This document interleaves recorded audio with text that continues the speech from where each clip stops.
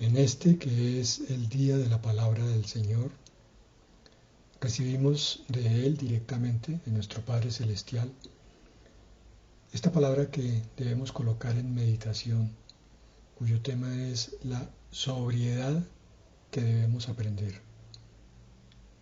Esa palabra la vamos a tomar sobre el pasaje que está en la primera de Pedro, capítulo 1, versículo 13. Primera de Pedro 1, 13. Que dice: Por tanto, ceñid los lomos de vuestro entendimiento, sed sobrios y esperad por completo en la gracia que se os traerá cuando Jesucristo sea manifestado. Vamos a orar. Padre, tú estás preparando a tu pueblo para grandiosos eventos que están por venir, unos más cercanos que otros. El más importante de todos, el que esperamos, es la venida del Señor Jesucristo. Pero antes que eso, hemos sido advertidos por varios de tus siervos, Señor, que hay cosas que van a ocurrir. Por eso, Padre, ponemos nuestro corazón delante de ti. Te pedimos perdón por todos nuestros pecados, por nuestras incomprensiones hacia tu palabra, por nuestra falta de compromiso con ella, por el análisis que nos envía el Espíritu Santo de nuestra vida y el entendimiento de las cosas que nos hacen falta para cumplir contigo, Señor. Pero sabemos también que tu misericordia espera pacientemente a que nosotros entremos en ese entendimiento, que todo lo que nos pides es para bendecirnos. Por eso te damos gracias, Padre, porque tienes paciencia con nosotros, pero también tienes amor y generosidad. Paciencia para esperarnos y amor para enviarnos tu enseñanza. En el nombre de Jesús la recibimos, Señor. Amén. Como decía en la oración, varios siervos del Señor están advirtiendo sobre cosas que van a venir, sobre el mundo habitado, en lo que queda de este año y en el siguiente. No sabemos cuánto tiempo todavía demore el Señor en venir por su iglesia. Puede ser muy poco o puede ser que todavía transcurran algunos meses. Como quiera que sea, la iglesia del Señor tiene que estar preparada. Pero esa preparación no es una simple teoría, no es como dar un curso de primeros auxilios para después mandar a la persona a enfrentar un paro cardíaco en plena calle. Es que el pueblo de Dios tiene que entender que debe permitir ser transformado totalmente de dentro hacia afuera, de forma tal que su limpieza interior repercuta en las acciones exteriores. Limpieza de pensamiento, limpieza del decir, palabras limpias, siempre honestas, limpieza de la visión y de todas las acciones. Y ese tema está considerado en la palabra que leímos inicialmente, en la primera de Pedro 1:13, palabra que vamos a analizar parte por parte.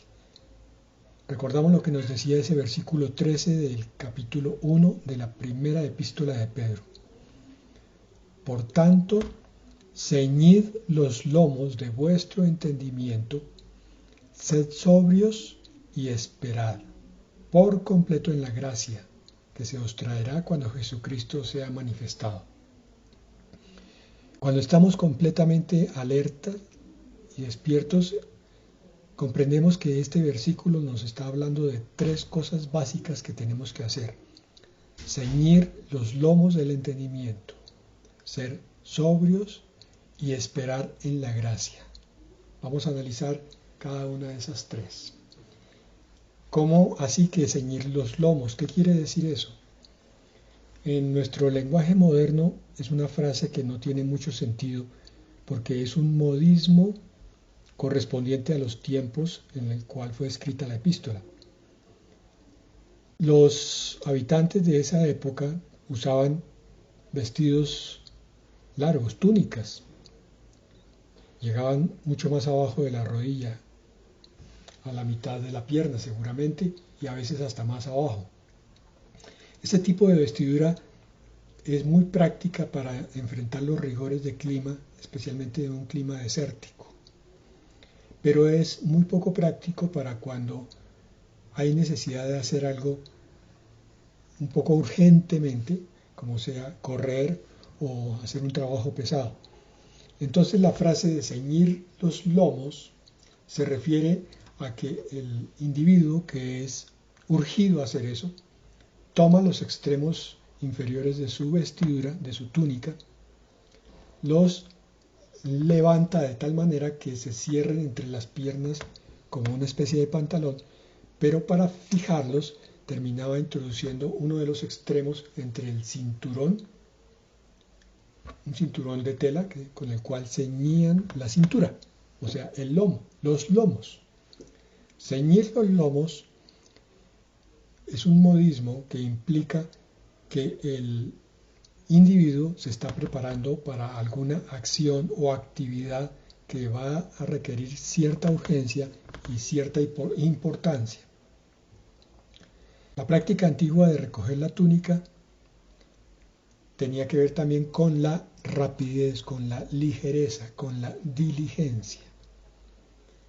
Este comentario, esta exhortación, va orientada hacia los tiempos que estamos viviendo, en los cuales es necesario que nos alistemos, pero con una actitud sabia.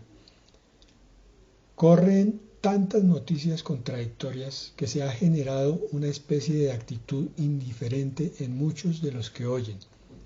Cuando se habla de cierta situación, voy a poner un ejemplo, hacia la izquierda, o cierta situación hacia la derecha que son contradictorias, al presentarlas juntas se está generando esa incredulidad de parte del creyente. Entonces, cuando se empieza a advertir de cosas que van a venir, es muy probable que muchos oyentes estén levantando una muralla en su mente y en su corazón y no reciban en forma adecuada la advertencia, la señal de advertencia, de inminencia de algo vital que está por ocurrir. Es por eso que esta palabra es muy práctica y especial para este tiempo. Debemos despejar nuestra cabeza de tantas cosas que la están llenando, que tenemos que adoptar la actitud de estos antiguos varones con sus túnicas ceñidas, es decir, una actitud dispuesta a no rechazar toda la información que entre, sino a escudriñarla, a hacer que lo que está bombardeándonos desde afuera, como multiplicidad de noticias, de opiniones, de pareceres, todos contradictorios, no nos cautericen, sino que en nosotros se genera, a través de la comprensión de esta palabra, una actitud de discernimiento sabio. Se toma la noticia y se sopesa, se calibra para ver si es verdadera o si es una mentira. Si tiene algo de verdad, se corrobora con la palabra y se toma y se guarda. De la misma manera se usa la palabra, la verdad de Dios, para descartar lo que es mentira, pero no acudir, esa es la recomendación que se hace aquí, al prejuicio o a los preconceptos del individuo, sino a la sabiduría que es de Dios. Lo resumo de esta manera. Yo no puedo saber si una cosa es cierta o es verdadera hasta que la palabra de Dios no sea la que me muestre dónde está la verdad o dónde está el error de ese planteamiento. Eso es ceñir los lomos del entendimiento. El entendimiento en griego es una palabra que se pronuncia dianoia e implica que el cristiano debe concentrar sus pensamientos y no seguir especulando sobre temas inútiles. Repito, el creyente debe enfocarse en algo, que sea solamente la verdad. La palabra nos dice que pongamos la mira en las cosas que son de arriba, no en las de la tierra. Lo que se podría traducir en forma práctica como centrarnos más bien en la Biblia y tomarlo de afuera a la luz de la Biblia, concentrando los pensamientos para evitar los razonamientos falsos, a veces verdaderos, pero sobre cosas inútiles. El cristiano debe aplicar su mente a las grandes verdades de la salvación reveladas por el Espíritu Santo. Eso quiere decir que este es un tiempo de mayor estudio de la palabra, de mayor búsqueda de comunicación con el Espíritu Santo de Dios, de mayor oración para preguntarle a Él cuáles son las cosas verdaderas y falsas, y para preguntarle a Él cuáles son las actitudes correctas e incorrectas del creyente hacia esas situaciones que se están presentando. Esa es la forma como se va a afrontar cualquier dificultad que venga en los próximos tiempos. Por eso, ceñir los lomos del entendimiento para ser sobrios. Ser sobrio es una palabra que usamos actualmente básicamente para un estado opuesto o contrario al de estar ebrio o intoxicado por alcohol. Pero también es una figura a nivel bíblico que vamos a tratar de entender. La palabra en griego es nefo, que quiere decir ser sobrio o juicioso practicando el dominio propio. La definición que nos da el diccionario Tuggy se centra en una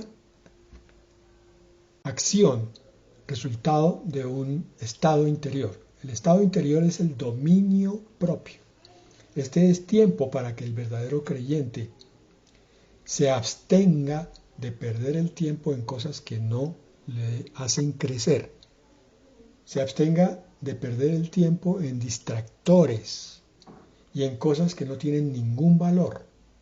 Cada uno de ustedes sopesará qué es lo que se puede llamar distractor o estorbo en sus vidas. Y sobre ese dominio propio se es sobrio o juicioso.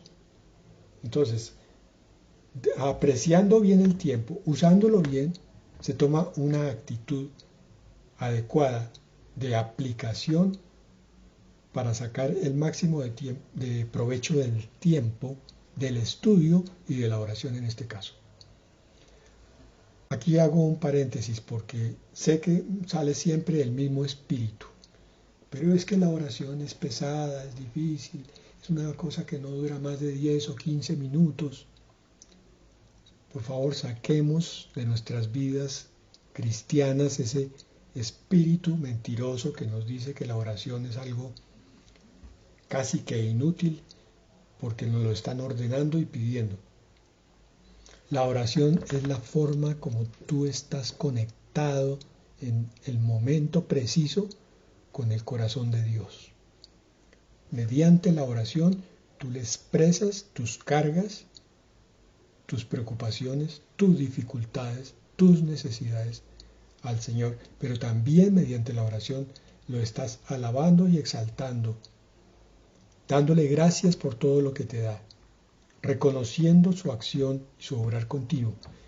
De esa conjunción de situaciones que llamamos orar, lo que acabo de decir es que va resultando que vemos que Dios empieza a obrar más en nuestras vidas.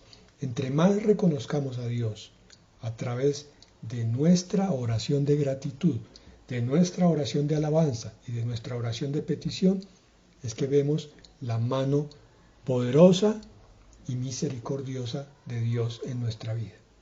Entonces, ser sobrio aquí implica aumentar el tiempo de oración, aumentar el tiempo de comunicación con Dios. Obviamente la figura es abstenerse de alcohol, pero también significa espiritual y moralmente de estar libre de la influencia de productos embriagantes. Moralmente, un producto embriagante es todo aquello que lleve la mente a un estado alterado de conciencia, un estado mental no deseado. ¿Qué deseamos aquí? Deseamos una concentración, un enfoque, una mirada hacia las cosas de Dios. Entonces, cualquier otra cosa que nos haga desviar la mirada de buscar a Dios, de hablar con Él, de entender más su palabra, aparte de lo que puede ser un esparcimiento y una distracción momentánea y sana, todo lo demás es un distractor y hay que sacarlo de nuestra vida, porque es como pedirle a los tripulantes de un bote que acaba de salir de un naufragio que se mantengan vigilantes sobre los vientos, sobre las olas, sobre la cantidad de agua que queda, sobre la cantidad de alimento que queda, para que podamos llegar a buen término, finalmente a un rescate o por lo menos a una isla. Tenemos que estar concentrados en las cosas que tenemos en ese momento en el bote de rescate. Eso es lo que nos está hablando de ese dominio propio y de esa sobriedad. Por tanto, los distractores en este momento son perjudiciales. Por eso la palabra sobrio se emplea también metafóricamente de un estado de alerta moral y se traduce con templanza, o sea, con dominio propio, como ya lo vimos al principio. Y yo recuerdo que en mis épocas juveniles hablábamos de alguien que era muy especial, alguien que tenía mucha fuerza interior, como de alguien que era muy templado. Uy, cómo es de templado ese hombre. Fuimos desechando con el tiempo esos comentarios, esa jerga comunitaria, y ya hoy en día no se oye tanto, pero al análisis de esta palabra descubro que es decir, ese fulano es un muy templado, es un ser muy templado, es un varón muy templado, es bíblicamente correcto. Un individuo muy templado es aquel que tiene temple interior, que tiene fuerza moral interior, que tiene capacidad de decisión y que lo que decide lo ejecuta en sí mismo. Ese es el autodominio y la templanza. La sobriedad mental y espiritual incluyen conceptos como constancia, claridad y peso moral. El cristiano sobrio tiene sus propiedades y sus prioridades en orden y no gasta sus energías en las diversas distracciones del mundo. Ese es el sobrio. Entonces, recordando el versículo, nos decía, por tanto, vístanse en su comprensión, en su estado mental, de una actitud dispuesta para ser sobrios y templados, con criterio y con autodominio. Y la parte final de ese versículo de la primera de Pedro 1:13 decía, y esperad por completo en la gracia que se os traerá cuando Jesucristo sea manifestado. Esperad en la gracia por completo. La única forma como yo pueda hacer eso es cuando he estado concentrado en las cosas que son de Dios. Está hablando aquí de la esperanza, pero no de cualquier esperanza. Es la esperanza que lo sostiene a uno en los momentos de oscuridad. La esperanza que le da luz al final del túnel cuando uno está enfrentando situaciones difíciles, cuando está pasando por momentos de gran tensión y presión externa. Cuando las cosas se han complicado alrededor, entonces uno pone su meta, su vista en el premio, en el galardón que el Señor nos va a traer cuando manifieste su gracia en nosotros. Y de esa manera podemos sobrellevar. Repitamos el versículo para que ahora sí nos quede claro. Primera de Pedro 1:13. Por tanto, ceñid los lomos de vuestro entendimiento. ¿Estás listos para una situación urgente? Siendo sobrios, siendo mentalmente disciplinados y esperando con esperanza verdadera en lo que Cristo va a hacer en nosotros, con su gracia derramada, tanto lo que va a venir a hacer con el arrebatamiento de la iglesia, como lo que está haciendo en cada individuo, en cada creyente en él, al que está levantando en este momento. Hemos visto infinidad de manifestaciones del poder de Dios en los creyentes alrededor de nosotros. Hemos visto cómo el Señor ha ido tocando los corazones de los diferentes amigos, familiares, conocidos, y los ha ido levantando para sorpresa nuestra. Personas que considerábamos muy apagadas hace 6 meses, casi apartadas de los caminos del Señor, aunque decían que eran cristianas. Hoy, 6 meses después, los vemos con un entendimiento renovado, con una pasión por las cosas del Señor, con un entendimiento mucho más lúcido, claro, de lo que nos hubiéramos podido imaginar. Y nos gozamos viendo la obra misteriosa, pero poderosa, invisible, pero certera del Señor en cada vida. Si nos miramos también, vamos a ver que esto es totalmente cierto. El Señor ha hecho grandes cosas en estos meses de cuarentena. En cada uno de nosotros, los que hemos creído en el Señor, los que hemos esperado en Él, los que hemos buscado de Él, vemos cómo el Señor nos ha levantado y cómo nos ha dado multitud de señales de su poder y de su amor.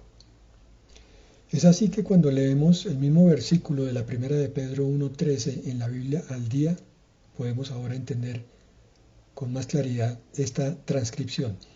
Dice allí: por eso, disponeos para actuar con inteligencia, tener dominio propio, poned vuestra esperanza completamente en la gracia que se os dará cuando se revele Jesucristo. Y recuerden ustedes que esa misma palabra de sobriedad, que es el tema que estamos viendo hoy, es citado con respecto a otra situación bastante complicada, que es la que está en la primera de Pedro 5:8. Primera de Pedro 5:8. Dice allí: sed sobrios y velad, porque vuestro adversario el diablo, como león rugiente, anda alrededor buscando a quien devorar. Ya en estos primeros meses hemos visto a muchos devorados por Satanás. Han caído en las garras de la violencia, de la depresión, del desánimo, del apartamiento inclusive, porque el diablo estaba allí listo, atento a los dormidos, a los perezosos, a los que no creyeron en las palabras de advertencia, cuando se les había dicho que fueran sobrios y velaran. Entonces, la sobriedad es una virtud necesaria para dos cosas según lo que estamos viendo aquí. La primera, enfrentar situaciones difíciles, y la segunda, saber sortear las tentaciones y las trampas de Satanás. Hay un pasaje completo que vamos a considerar ya para el final, en la primera de Tesalonicenses, capítulo 5, desde el versículo 2 hasta el 9, que es un compendio de lo que hemos visto hasta el momento. Repito, primera de Tesalonicenses 5, 2 al 9. Porque vosotros sabéis perfectamente que el día del Señor vendrá así como ladrón en la noche. Ese es el tema, mis hermanos. Lo que estamos esperando es la venida del Señor. Y en este caso, la venida del Señor por su iglesia. Y va a ser como ladrón en la noche, porque va a arrebatar de entre las garras de un mundo impío y cruel a los que son suyos. Pero no va a venir con aviso, no va a venir con una anticipación o una profecía sobre tiempo y espacio, sino que súbitamente, sorpresivamente como un ladrón, se va a llevar lo que es suyo, pero el diablo va a sentir que se fue robado. Versículo 3, que cuando digan paz y seguridad, entonces vendrán sobre ellos destrucción repentina, como los dolores a la mujer encinta, y no escaparán. Este versículo propiamente se refiere a los que estén en la tribulación, cuando la iglesia ya no esté, y claramente por todos lados se diga así como lo cita la palabra, paz y seguridad, paz y seguridad. Cuando estén diciendo así, vendrá destrucción repentina, dice la palabra, como los dolores de la mujer que está en parto. Quiere decir que cuando todo el mundo se sienta tranquilo, cuando no esté preocupado porque esté pasando nada, entonces en ese momento aparecerá toda la obra más oscura del maligno.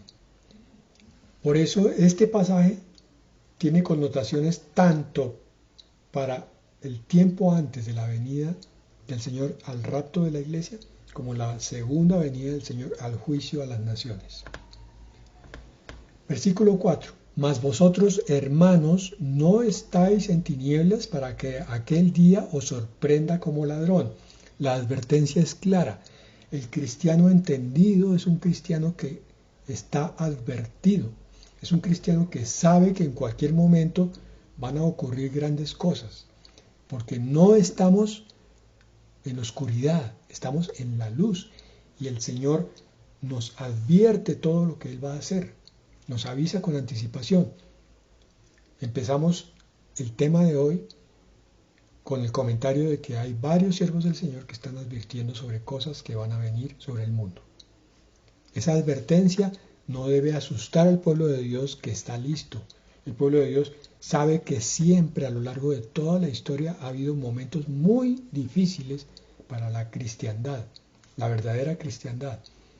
Pero que de esos momentos difíciles el Señor siempre ha sabido sacar bendición y sacar a su pueblo a rescate.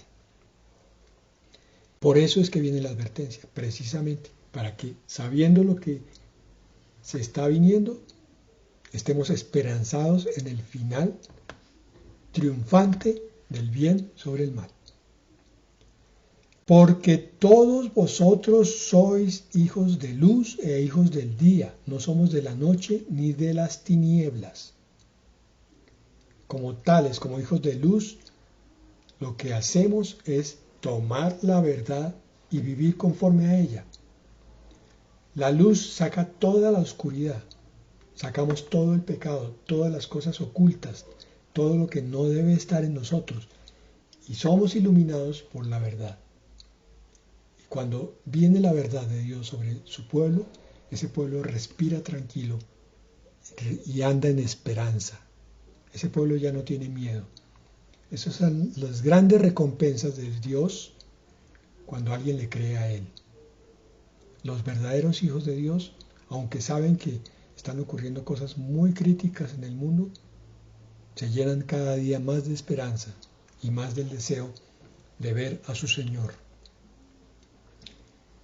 La exhortación del versículo 6 es muy clara. Por tanto, no durmamos como los demás, sino velemos y seamos sobrios. Ahí está el tema de hoy. Tenemos, si somos realmente cristianos, que andar despiertos. Sí, tenemos que leer noticias, pero no impregnarnos de las noticias. Muchas noticias nos pueden hacer apartar la vista de las cosas de Dios. Entonces, leemos noticias para saber lo que está pasando, pero vamos a la palabra del Señor, acudimos a ella para que el Señor a través de su palabra nos levante y nos proteja, nos rodee. Pues los que duermen de noche duermen y los que se embriagan de noche se embriagan. O sea, en la oscuridad es que hay sueño y hay vicios, hay pérdida del entendimiento, del discernimiento. Aquí se está refiriendo tanto a aspectos físicos como a aspectos morales.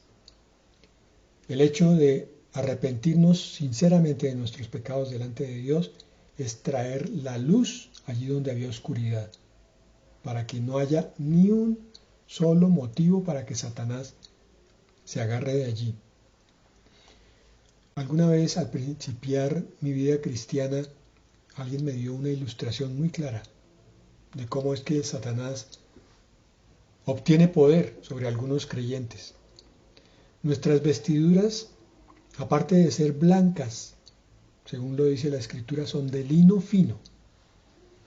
Y los que conocen de tela saben que el lino fino es una tela muy lisa, cae perfectamente en línea recta hacia el suelo. Cualquier cosa que quiera agarrarse del lino se escurre, se resbala por la pulcritud del tejido, por la finura de esa tela. Entonces, alguna vez el Señor nos mostraba a través de un siervo de él que el diablo con sus garras intenta aferrarse de las vestiduras de los santos.